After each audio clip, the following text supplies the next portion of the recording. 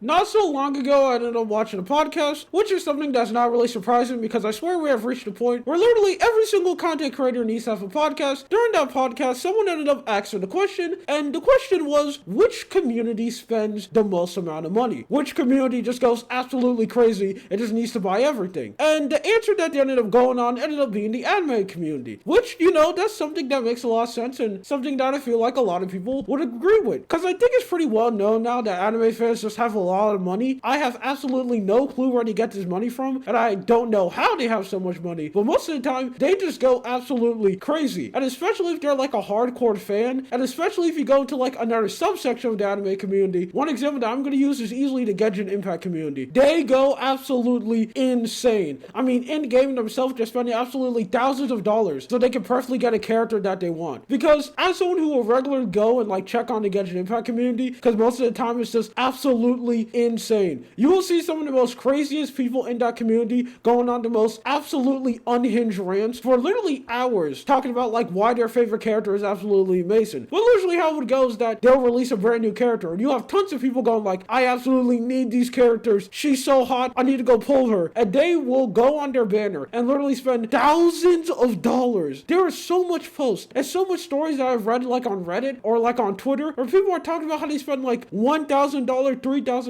trying to absolutely max out their character, get all the constellations, and then they go flex about it. And they're absolutely proud of it. They are standing up on top of their mountain like, I am better than you because I spent thousands of dollars on games. And even if you go a little bit harder, you can go to something like VTuber fans, and we know how absolutely crazy they could go. One thing that I think is crazy about that is that when most people bring up that question, they usually leave out the real number one people. The people who go absolutely insane and will spend thousands of dollars on their passion, and that easily has to be traded card game fans. And I'm talking about any type of card game. Yu-Gi-Oh!, Magic the Gathering, Pokemon cards. Fans of these are just absolutely insane. You have probably at one point have seen a YouTuber do a card opening, and they go crazy. They spend like $10,000 getting a bunch of like Pokemon card packs, and then opening hundreds of them, just hoping that they can get the one card they get. But one thing that I think is crazy is that this hobby isn't just something that's just left for content creators. No, there are tons of normal people who will absolutely do that too. And these people go insane. Like if you go to something like Magic the Gathering, the average like competitive deck, like a deck at the absolute top level, can be around like $1,000. And most of the time, some people like to go absolutely insane and fill it to the brim with alt art so they can go flex on it and increase the value of the deck, making it cost even more money. They are absolutely insane. And the scary part is that they're absolutely well aware of it and they just love it. And there's just nothing you can do about it. Well, not so long ago, one company ended up doing something absolutely insane. It's something that I haven't seen anyone else do, and that is put a $1 million bounty on a card. Yes, this Magic the Gathering card right here. So if you're not really keeping up with the scene, not so long ago, Magic the Gathering ended up announcing that they were going to do a collab with Lord of the Rings. Now, I'm going to be honest, when I ended up hearing this news, I didn't really care about it that much because I am kind of a casual Magic the Gathering fan. I'm not super hardcore into it. I don't keep up with everything. I'll just play the game for fun sometimes, just to pass time. When they ended up confirming this, I didn't really care about it. I'm assuming a lot of other people did either, because to be honest, who really cares about Lord of the Rings? But suddenly, out of nowhere, Wizards ended up announcing that they were going to make this card right here. This is a 1-in-1 card, and that basically means there are only going to be one of these ever printed. And most of the time when card games say they're going to do something like this, they 100% commit. If they say this is going to be the only one that's going to exist, 95% of the time, that card is probably never going to be reprinted. And the person who owns that is basically holding on to like a real life holdable stock, because it's going to be worth a lot of money and people are going to go absolutely crazy for it. Well, one company ended up knowing that because, as I said, there is a $1 million bounty on this card. For basically the person who can pull this card, this company will buy the card for you for $1 million.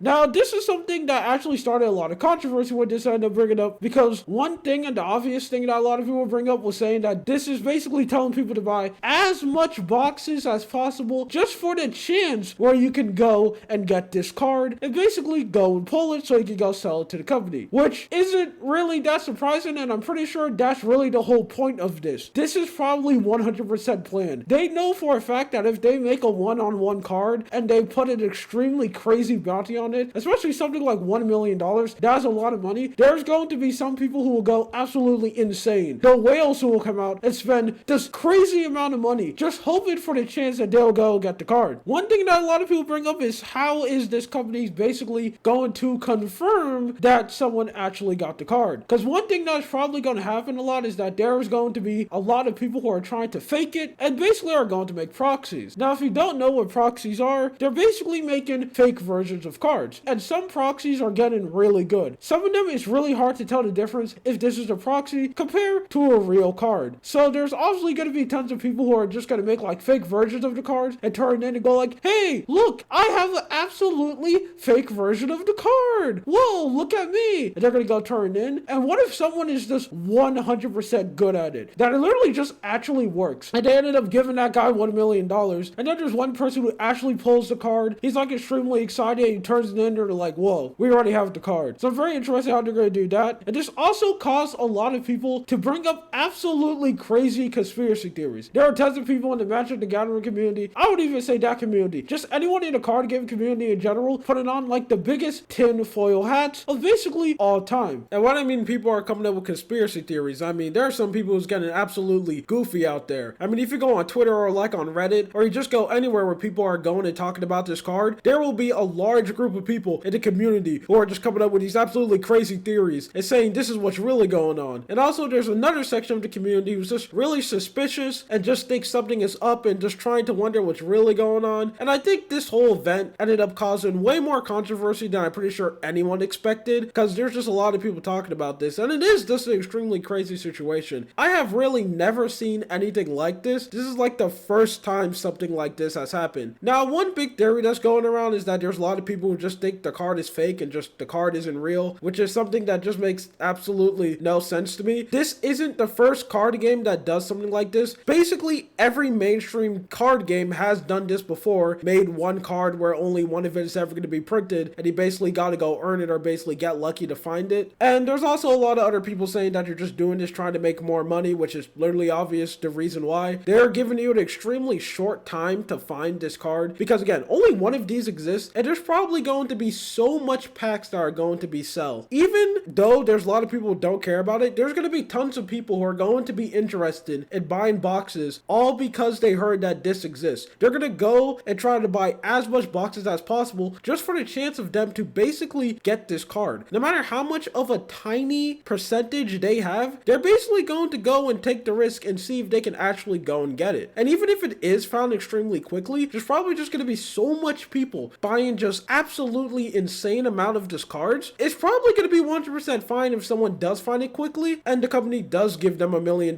They probably just made $1 million back. So this is just an extremely strange situation, something that I've really never seen before, and it's just something that I wanted to talk about. Anyway, my name is Lua. You have a good day or night. See ya.